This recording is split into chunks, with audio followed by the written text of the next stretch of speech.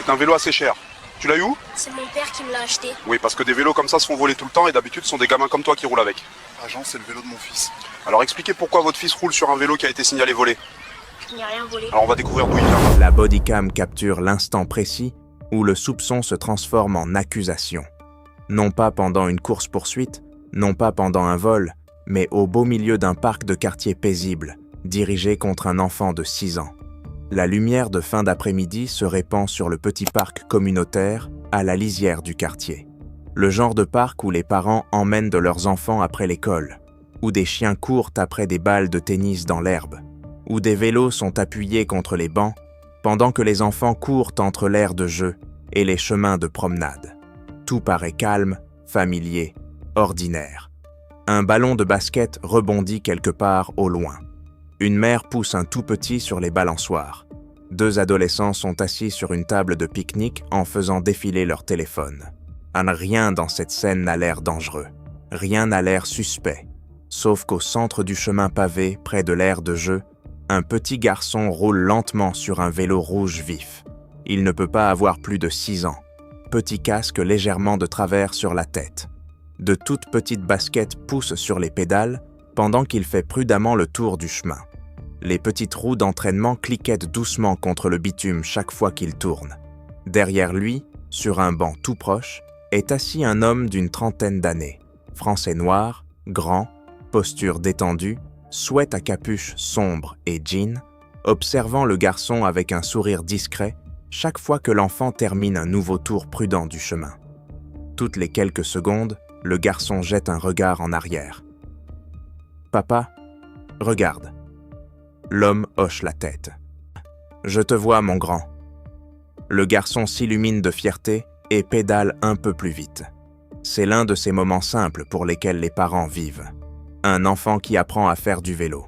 Une confiance qui grandit, vacillement après vacillement.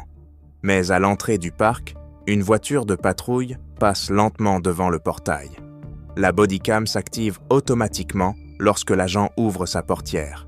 Ses bottes frappent le gravier. La caméra tremble légèrement lorsqu'il sort et balaie le parc du regard. Au début, son attention se déplace vers l'aire de jeu, les balançoires, le terrain de basket. Puis ses yeux se verrouillent sur le petit garçon à vélo. L'agent s'arrête en plein pas et fixe la scène. Le garçon refait le tour du chemin, riant doucement pour lui-même, pendant que les petites roues heurtent le bitume. Et l'agent marmonne entre ses dents. « Ouais, ça n'a pas l'air normal. » Il quitte le sentier de gravier et commence à marcher vers l'enfant, chaque pas lent, délibéré. La bodycam s'incline légèrement à mesure qu'il s'approche. Le garçon ne le remarque pas tout de suite. Il est trop occupé à se concentrer sur sa trajectoire, mais l'agent élève brusquement la voix. « Hé !» Le garçon freine soudainement. Les petites roues raclent bruyamment le bitume. Le petit lève les yeux, confus. L'agent pointe directement le vélo. « Où est-ce que tu as eu ce vélo ?» Le garçon cligne des yeux. « Mon vélo ?»« Oui, ton vélo. » Le garçon hoche lentement la tête. « Mon papa me l'a acheté. » L'agent ricane aussitôt. « Ouais, c'est ça. » Le garçon a maintenant l'air perdu. Ses petites mains serrent plus fort le guidon. L'agent s'approche davantage. Il est assez près pour que la bodycam remplisse son cadre avec l'image du vélo rouge. « Tu sais, on a eu un signalement pour un vélo volé dans le coin. » Le garçon répond d'une voix à peine audible. « Je ne l'ai pas volé. » L'agent penche la tête. « Alors comment tu l'as eu ? » « Mon papa l'a acheté. » L'agent le dévisage de haut en bas, puis rit doucement. « Ouais, je n'y crois pas trop. » Le garçon jette un regard nerveux vers le banc. « Papa. » Avant même que le père ait le temps de se lever, l'agent continue à parler. « Tu t'attends à ce que je croie qu'un gamin comme toi s'est juste vu offrir un vélo tout neuf ?» Le père se lève du banc et s'avance vers eux avec un calme mesuré. « Agent, qu'est-ce qui se passe ?» L'agent ne le regarde même pas au début. Il garde les yeux sur l'enfant. « Tu as volé ce vélo quelque part ?» Le garçon secoue rapidement la tête. « Non. Tu ferais mieux de dire la vérité. »« Je l'ai dit. » Le père les rejoint maintenant, se tenant à côté de son fils. « C'est son vélo, » dit-il calmement. C'est moi qui le lui ai acheté. L'agent tourne enfin lentement la tête, détaillant le père de haut en bas, la suspicion remplaçant immédiatement toute possibilité de conversation normale. C'est ton fils? Oui. C'est toi qui as acheté ce vélo? Oui. L'agent croise les bras. Où ça? Dans un magasin. Quel magasin? Target. L'agent rit. Ouais, d'accord. Le ton du père reste calme. Il y a un problème? L'agent pointe de nouveau le vélo. On a eu un signalement pour un vélo volé correspondant à cette description. Le père fait un geste vers les petites roues. Il a 6 ans. Ça ne veut rien dire. L'agent s'accroupit légèrement vers le garçon encore une fois. Tu es sûr que tu ne l'as pas pris dans le jardin de quelqu'un? Le garçon secoue la tête plus fort maintenant. Non. Avant d'aller plus loin, dites en commentaire d'où vous regardez. Voyons jusqu'où ce documentaire voyage, parce que ce qui se passe ensuite n'est pas simplement un policier qui pose des questions. C'est le moment où une supposition se transforme en quelque chose de bien pire. L'agent se redresse de nouveau en regardant alternativement l'enfant et son père. Il y a quelque chose qui ne colle pas. Qu'est-ce qui ne colle pas? Demande le père. L'agent fait un geste vers le garçon. Les gamins comme lui ne roulent généralement pas sur des vélos comme ça. Le père le fixe. Mon expérience, à moi, et c'est de voir des policiers profiler des enfants avant même d'avoir posé les bonnes questions. L'agent saisit sa radio. Dispatch, j'ai une possible récupération de vélos volés au parc. Le garçon lève soudainement les yeux. Je n'ai rien volé. L'agent continue à parler dans la radio. Jeune garçon, environ 6 ans. Le père secoue la tête. C'est incroyable.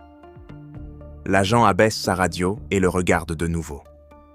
Vous voulez continuer à interférer? Je protège mon fils. Vous faites obstruction à une enquête. Le père rit une fois, brièvement, d'incrédulité. Vous menacez d'arrêter un parent parce qu'il vous a dit d'arrêter de saisir son enfant? Le ton de l'agent devient encore plus froid. Vous feriez mieux de faire attention à votre ton. Mon ton? Oui. C'est vous qui accusez mon enfant. Dom. L'agent s'accroupit encore vers le garçon. Écoute bien. Le garçon renifle. Tu me dis d'où vient ce vélo? Mon papa l'a acheté. L'agent secoue la tête. Mauvaise réponse. Le père avance encore d'un pas. Ça suffit. L'agent se redresse instantanément. Vous allez reculer tout de suite? Je ne recule nulle part. La main de l'agent se déplace vers sa ceinture. N'aggravez pas les choses. La voix du père devient plus basse. C'est vous qui les avez déjà aggravées. L'agent pointe directement vers lui.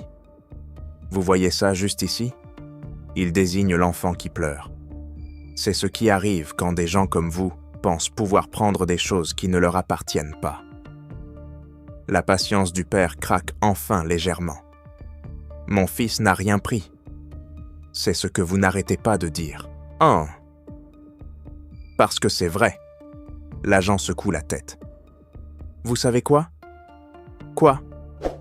Je crois que vous allez tous les deux venir avec moi. Le père le fixe. Vous arrêtez un enfant de 6 ans? Je le retiens. Pourquoi? Possession de biens volés. Le père rit de nouveau, sidéré. Possession? L'agent saisit encore une fois le bras du garçon. On réglera ça au poste. Le garçon se met à pleurer fort maintenant. Papa! Le père se place directement entre eux. Vous ne l'emmenez nulle part. La voix de l'agent monte. Écartez-vous. Non. Écartez-vous maintenant. Non. La radio de l'agent grésille légèrement alors que quelqu'un parle en arrière-plan, mais l'agent ne l'entend pas, car toute son attention est désormais concentrée sur le père. Vous voulez vraiment transformer ça en plus gros problème? Oh, c'est déjà ce que vous avez fait. J'ai retenu un suspect. Le père secoue lentement la tête. Vous y croyez vraiment? L'agent pointe encore une fois. Ce vélo a été signalé volé. Alors vérifiez le numéro de série. On le fera. Ici. L'agent hésite juste un instant. Le père s'agenouille à côté du vélo et pointe sous le cadre. Là. L'agent se penche légèrement, mais au lieu de vérifier, il se redresse. On fera ça au poste. Non, dit fermement le père. Vous le ferez ici. L'agent avance de nouveau d'un pas. Ce n'est pas vous qui donnez les ordres ici. Le père soutient calmement son regard. Vous non plus. L'agent le fixe pendant plusieurs secondes. La tension dans le parc a complètement changé maintenant. Les gens regardent ouvertement. Des téléphones sont sortis. Ça filme. Le garçon s'agrippe à la jambe de son père, pleurant encore. Et l'agent croit toujours qu'il empêche un crime. Il croit toujours qu'il a attrapé un voleur. Mais ce qu'il ne réalise pas, c'est que l'homme qui se tient devant lui, l'homme qu'il menace, l'homme qu'il vient d'accuser d'élever un enfant criminel, n'est pas simplement un parent quelconque dans un parc. Et dans quelques instants, lorsque la vérité éclatera enfin, toute cette situation va se retourner contre lui. La tension dans le parc a complètement basculé. Les téléphones sont sortis. Les parents qui surveillaient leurs enfants sur les balançoires regardent maintenant la confrontation à la place. 2 adolescents sur un banc ont leur caméra pointée directement vers l'agent, parce que quelque chose, dans cette scène, ça paraît profondément anormal. Un policier adulte en train de se disputer avec un père, tout en serrant le bras d'un enfant de 6 ans en pleurs. Le petit garçon s'accroche maintenant fortement à la jambe de son père, les larmes coulant sur ses joues. « Papa, je ne l'ai pas volé. »« Je sais que non, » dit doucement le père. L'agent lève les yeux au ciel. « Bien sûr que tu dirais ça. » Le père se retourne vers lui. « Vous lui faites peur. »« Il devrait avoir peur, » répond froidement l'agent, « s'il a volé quelque chose. » Il ne l'a pas fait. C'est ce que vous n'arrêtez pas de dire. Parce que c'est vrai. L'agent désigne encore une fois le vélo rouge.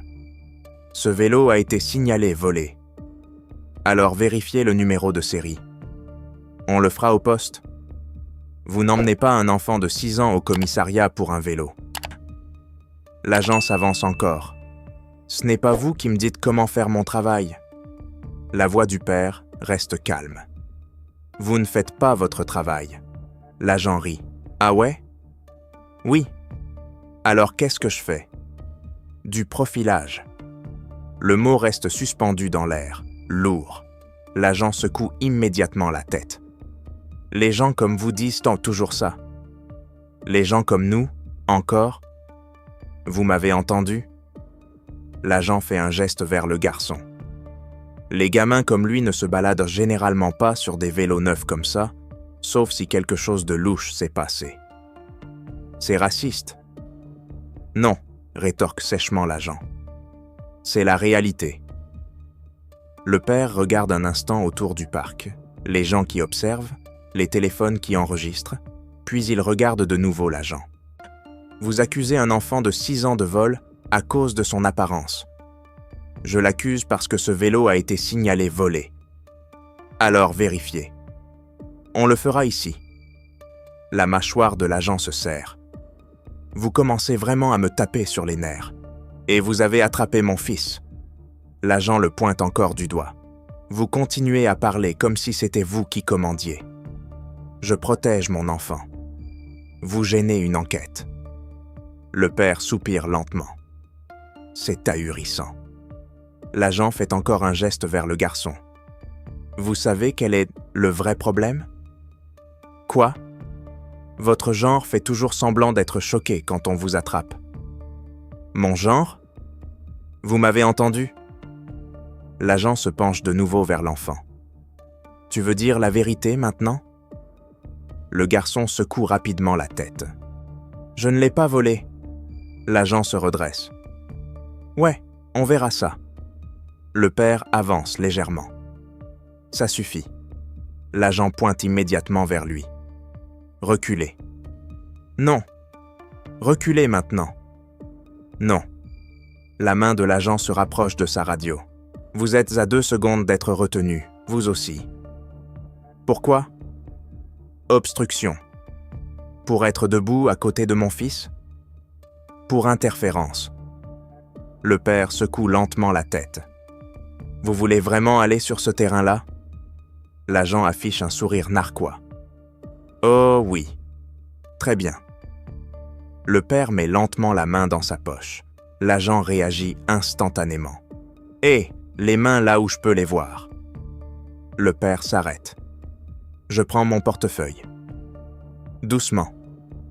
La bodycam s'incline légèrement pendant que l'agent change d'appui. Et les parents à proximité s'approchent encore davantage maintenant, car la tension est évidente. Le père sort lentement un portefeuille en cuir. Il l'ouvre, puis le tourne, le tenant bien en vue. L'agent plisse les yeux. C'est quoi ça? Une pièce d'identification. Je n'ai pas demandé d'identification. Vous devriez quand même regarder. L'agent hésite, puis s'avance. La caméra zoome légèrement au moment où il se penche. L'insigne à l'intérieur du portefeuille attrape la lumière du soleil. Doré. L'expression de l'agent change légèrement. Qu'est-ce que c'est censé être? Le père garde l'insigne bien visible. Lisez. L'agent se penche davantage, et pour la première fois depuis le début de la confrontation, son assurance disparaît, parce que l'insigne ne dit pas détective, il ne dit pas agent. Et il dit quelque chose de bien plus important. Chef de la police. L'agent cligne des yeux une fois, puis encore une autre fois. Vous plaisantez. Le père referme lentement son portefeuille. Non. L'agent regarde alternativement le père et l'enfant en pleurs. Vous êtes le chef? Oui. Un profond silence s'abat sur tout le parc. Les téléphones filment toujours. Les parents chuchotent. Parce que le moment que tout le monde pressentait est enfin arrivé. L'agent vient d'accuser le fils de 6 ans du chef de la police, un petit Français noir, d'avoir volé un vélo. L'agent s'éclaircit la gorge. « Eh bien, ça aurait été utile à savoir plus tôt. » Le père le fixe. « Vous n'avez pas demandé. Vous auriez pu le dire. » J'ai essayé. L'agent fait un geste maladroit. « Vous avez dit que vous aviez acheté le vélo. » Oui. One en homme, vous n'avez pas dit qui vous étiez. Ça ne devrait pas avoir d'importance. Ces mots frappent plus fort que tout le reste. Pourquoi pas? Demande l'agent, sur la défensive. Parce que mon fils ne devrait pas avoir besoin d'avoir un père chef de police pour faire du vélo dans un parc. Silence. Un silence lourd. L'agent jette un regard à la bodycam sur sa poitrine. Elle clignote toujours. Elle enregistre toujours. Chaque mot, chaque accusation. Chaque Borgia, votre genre, chaque les gens comme lui. Le père désigne l'enfant qui pleure. Vous avez saisi un enfant de 6 ans. J'enquêtais. Vous l'avez accusé d'avoir volé. Ça correspondait à un signalement. Vous avez dit que les enfants comme lui ne roulent pas sur des vélos comme ça. L'agent ne dit rien, parce qu'il sait que cette phrase est sur la vidéo. Le père s'agenouille à côté de son fils. Ça va, mon grand? Le garçon essuie ses yeux. Il croyait que j'avais volé. Je sais. Le père se redresse et regarde l'agent droit dans les yeux. Vous n'avez pas vérifié le numéro de série. On allait le faire. Vous n'avez pas demandé de preuve d'achat. On en arrivait là. Vous avez saisi un enfant. L'agent change de position, mal à l'aise. Vous exagérez. Les yeux du père se rétrécissent légèrement. Ah oui? L'agent regarde autour de lui. Encore plus de téléphones, encore plus de témoins, et une bodycam au voyant rouge qui clignote toujours, qui enregistre toujours tout. Parce que maintenant, le rapport de force a complètement changé. 10 minutes plus tôt, l'agent croyait avoir attrapé un voleur. Maintenant, il se tient devant le chef de la police en essayant d'expliquer pourquoi il a retenu un enfant de 6 ans. Le père ramasse doucement le vélo rouge, puis se retourne vers l'agent. Vous avez dit que des gens comme mon fils ne roulent pas sur des vélos comme ça. L'agent ne dit rien. Vous avez dit que mon genre les vole. Toujours le silence. Le père hoche lentement la tête. Heureusement que vous portiez cette caméra. L'agent baisse instinctivement les yeux vers elle. Pour la première fois, il a l'air nerveux. Et si ce documentaire vous captive jusqu'ici, aimez la vidéo et abonnez-vous. Parce que ce qui se passe ensuite ne se contente pas d'exposer l'erreur d'un agent. Ça montre exactement à quoi ressemble la responsabilité quand la caméra n'arrête jamais d'enregistrer. L'agent continue à fixer la bodycam sur sa poitrine, cette petite lumière rouge clignotante. 10 minutes plus tôt, cela signifiait la preuve qu'il faisait son travail. Maintenant, c'est une preuve contre lui. La preuve de chaque accusation, de chaque mot, de chaque fois où il a dit « votre genre », de chaque moment où il a saisi un enfant de 6 ans en pleurs. Le parc est silencieux maintenant. Les parents qui poussaient les balançoires sont immobiles. Les enfants qui jouaient au basket se sont arrêtés et presque tout le monde filme. Des téléphones pointés directement vers l'agent. Le chef de la police le regarde calmement. « Vous avez dit que ce vélo avait été signalé volé. » L'agent hoche faiblement la tête. « Oui, confirmons cela. » L'agent appuie sur sa radio. « Dispatch, confirmez un signalement de vol de vélo à Oak Ridge Park. » Des parasites crépitent. Quelques secondes passent. Et puis le dispatch répond. « Unité 24, négatif. » L'agent fronce les sourcils. « Négatif ? Comment ça ?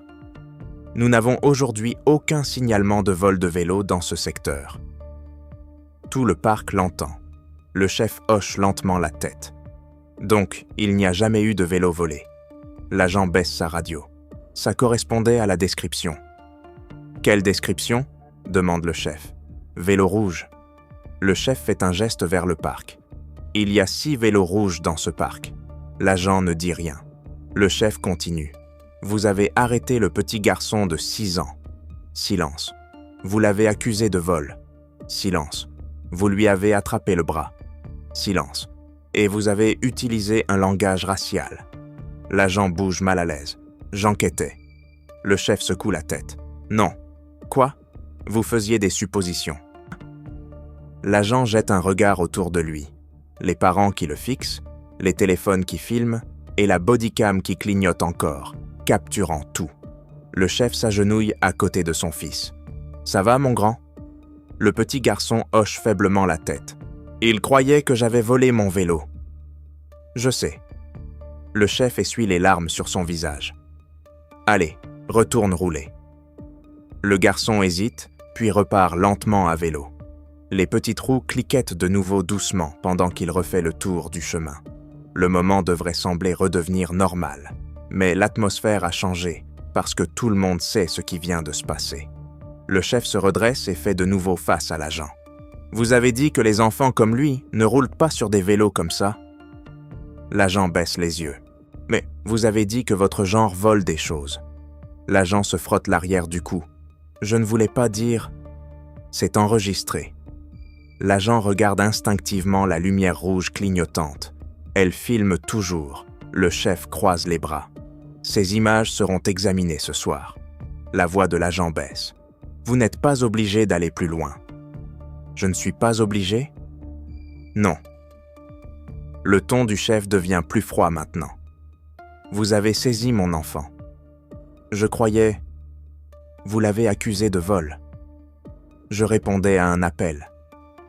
Il n'y avait pas d'appel. » L'agent déglutit. Le chef poursuit calmement. « Vous avez retenu un mineur sans motif. Vous avez utilisé un langage discriminatoire. Vous avez tenté de saisir un bien sans vérification. » L'agent finit par poser la question qu'il redoute d'entendre. « Qu'est-ce qui se passe maintenant ?» Le chef répond simplement. « Vous êtes suspendu avec effet immédiat. » Les épaules de l'agent s'affaissent, mais le chef n'a pas terminé. Les affaires internes vont examiner les images de la bodycam. L'agent hoche lentement la tête. Et selon leurs conclusions, vous pourriez être révoqué. Le visage de l'agent se crispe, mais le chef ajoute quelque chose de pire encore. Et ça, ce n'est que le volet administratif. L'agent relève les yeux. Qu'est-ce que vous voulez dire ? Le chef désigne le parc. Tous les témoins, tous les téléphones. Tout cela est une preuve. La voix de l'agent devient basse. Vous allez déposer une plainte. Le chef secoue légèrement la tête. Non. Alors quoi ? Une action en justice pour violation des droits civiques. L'agent se fige. Vous poursuivez le service? Je poursuis la ville. La voix du chef reste calme, mais les mots sont lourds. Vous avez retenu illégalement un enfant. Vous avez utilisé un langage discriminatoire. Vous avez causé une détresse émotionnelle à un mineur. L'agent le fixe. Le chef poursuit. Mes avocats déposeront une action fédérale pour violation des droits civiques. L'agent murmure. Pour combien? Le chef répond sans hésiter. 11 millions. Le chiffre traverse le parc comme une onde de choc. Les parents chuchotent. Les téléphones zooment parce que ce n'est plus seulement une erreur. C'est le moment qui met fin à une carrière. Le chef regarde directement l'agent. Tout ce que vous avez dit est enregistré. L'agent jette un nouveau regard à la bodycam. Vous avez dit « votre genre ». Silence. Vous avez dit que les gens comme lui volent des vélos. Silence. Vous avez saisi un enfant de 6 ans. Silence. Et la caméra n'a jamais arrêté d'enregistrer. La voix de l'agent est à peine audible maintenant. Je ne pensais pas... C'est justement ça, le problème. Le chef désigne l'aire de jeu. Mon fils devrait pouvoir faire du vélo dans un parc. L'agent ne dit rien. Il ne devrait pas avoir besoin d'avoir un père chef de police pour se sentir en sécurité en le faisant. L'agent fixe le sol parce qu'il comprend enfin quelque chose. Cet instant, capturé par la bodycam, capturé par les téléphones, capturé par les témoins, ne disparaîtra pas. Le chef s'agenouille brièvement près du vélo, puis se redresse. À l'autre bout du parc, le petit garçon fait un autre tour lent, les petites roues cliquettant, et sa confiance revenant peu à peu, la vie continuant d'avancer. Mais derrière lui, la carrière d'un agent est en train de s'effondrer. Les préjugés ne détruisent pas toujours une carrière immédiatement, mais tôt ou tard, les conséquences arrivent. Et quand cette caméra continue d'enregistrer, la vérité finit toujours par gagner.